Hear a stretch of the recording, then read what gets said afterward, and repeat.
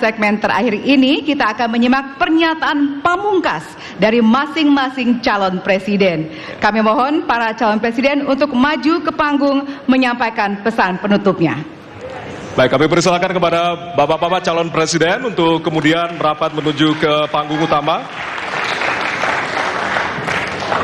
Ya, dan untuk itu kami awali dari calon presiden nomor urut 1 kepada Bapak Anies Baswedan. Waktu Anda 2 menit, dimulai dari sekarang. Di sini. Silakan, Pak. Saya rasa kita sama, rakyat Indonesia, saya, kita semua. Bahwa kita menginginkan sebuah negeri di mana praktek korupsi diberantas hingga tuntas. Pemerintah memberikan pelayanan yang terbaik. Dan kemudian kita menjunjung tinggi etika. Kita sama di situ. Karenanya saya ingin sampaikan kepada semua bahwa saat ini kita di persimpangan jalan antara tetap menjadi negara hukum di mana kekuasaan dikendalikan oleh hukum, atau kita menjadi negara kekuasaan di mana hukum diatur dan dikendalikan oleh penguasa. Oke? Dalam situasi itu saya ingin sampaikan kini adalah sebuah gerakan perubahan. Kita sama-sama kita ingin mengembalikan tetap menjadi negara hukum di mana kekuasaan dikendalikan. Dan saya ingin sampaikan bahwa etika dijunjung tinggi. Ketika terjadi pelanggaran etika, jangan bersembunyi di balik keputusan hukum. Justru kita harus mengatakan bahwa tugas dari pimpinan tertinggi memberi contoh. Bila ada pelanggaran etika, maka itu adalah mendasar. Bila tidak, maka ke bawah, ke seluruh rakyat, semua akan kompromi. Dan praktek orang dalam yang tadi saya sampaikan akan merusak sendi-sendi kehidupan bernegara kita. Rusak kita. Karena itulah penting sekali kita menjunjung tinggi etika. Dan itu dilakukan oleh siapa? Dari mulai calon presiden sudah diuji. Apa dia kompromi atau tidak pada etika. Ya? Lalu bagi anak-anak muda. Anak-anak muda, kita semua menyadari pemilu ini tentang masa depan. Anda pemilik masa depan. Saya yakin Anda akan memilih yang serius untuk jadi presiden, bukan yang main-main untuk jadi presiden. Dan ketika kita berbicara tentang masa depan, maka saya ingin sampaikan kepada semua, kebebasan berpendapat akan dijamin. Kita tidak mengizinkan lagi situasi di mana orang takut. Maka itu saya sampaikan, Wakanda no more, Indonesia forever. Waktu Anda habis, Bapak. Baik, selanjutnya kami persilakan calon presiden nomor urut 2, Bapak Prabowo Subianto untuk menyampaikan pernyataan penutup. Waktu Anda 2 menit, dimulai dari sekarang. Terima kasih, saudara-saudara sekalian.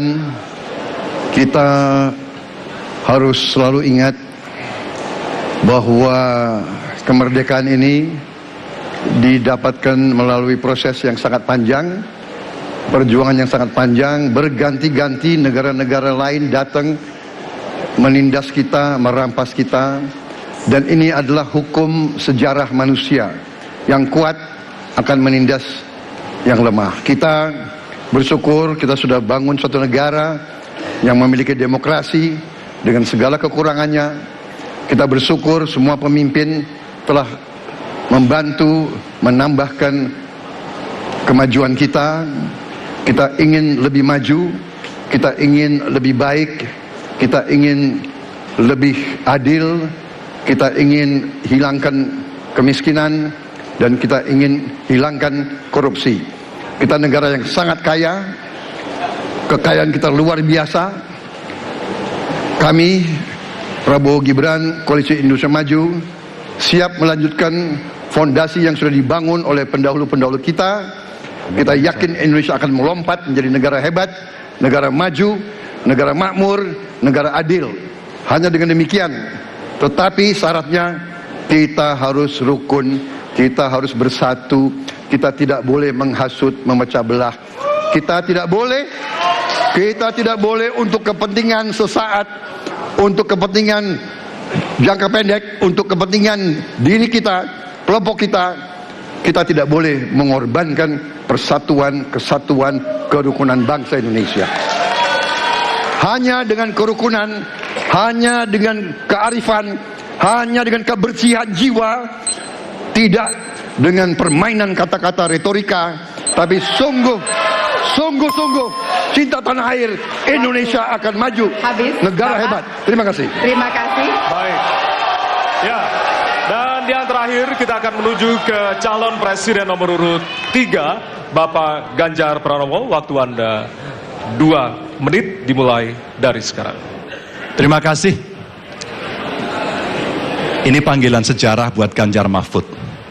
Ganjar seorang anak polisi berpangkat tidak tinggi, bertugas di kecamatan.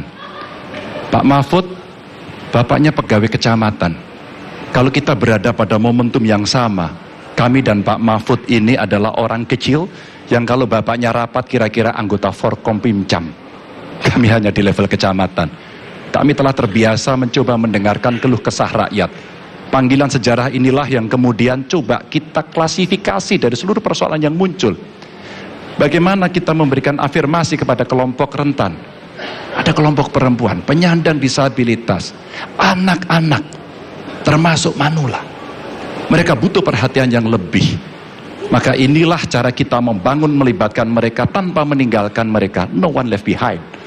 Yang kedua, bagaimana pemerintah betul-betul bisa melayani dengan memberikan teladan dari pemimpin tertinggi yang anti korupsi, yang menunjukkan integritas, yang menunjukkan layanan pemerintahan yang mudah, murah, cepat, sat. Kalau itu bisa kita lakukan, maka betapa bahagianya rakyat ini. Pemerintah ini ada yang ketika dikritik tidak baperan, yang ketika media menulis, mereka merasa ini vitamin buat dirinya, bukan sedang merongrong, apalagi kemudian merasa terancam. Maka kalaulah kemudian demokratisasi ini bisa kita laksanakan dengan baik, sesuai dengan amanah reformasi, nggak ada lagi cerita Bu Sinta, nggak ada cerita Mas Butet, nggak ada cerita Melki, tidak ada itu. Karena dewasa kita dalam berdemokrasi. Maka dalam penghormatan terhadap HAM, mari kita konsisten antara pikiran, perkataan, dan perbuatan. Dan saya berdiri bersama korban untuk keadilan. Terima kasih. Mohon maaf kalau ada kata-kata saya yang kurang. Baik, waktunya waktunya habis, Bapak. habis. Ya. Pas sekali.